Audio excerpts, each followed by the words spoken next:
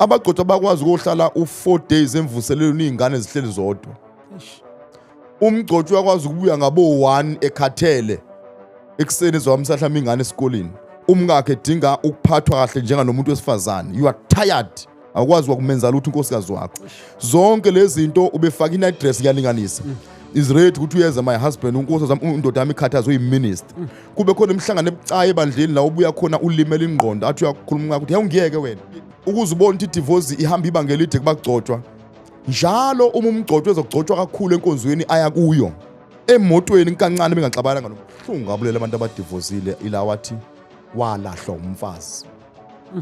Walahlwa indoda. Uhamba umbethe leyo nto.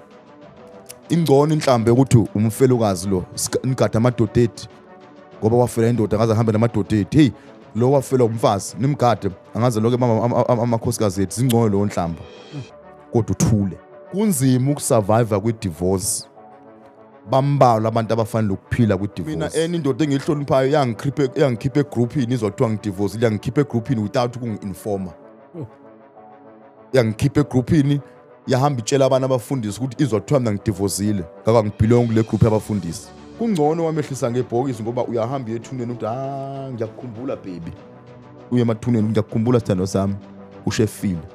Kunokuthi uthi umbone ephila uthi wengcono lo wahamba kunale ngimthatha manje ngedivorce wemfethu ukuhlangana nomuntu okade umngakho ehamba nendoda emall nizohlangana kanje yo angayiphathi into ebuhlungu yokuhlangana umngakho ehlangana nawe usuhamba nentombi ehamba nezingane zakho zigxuma ingane zakho zobingela udedi uhamba nentombi uma uhamba neso.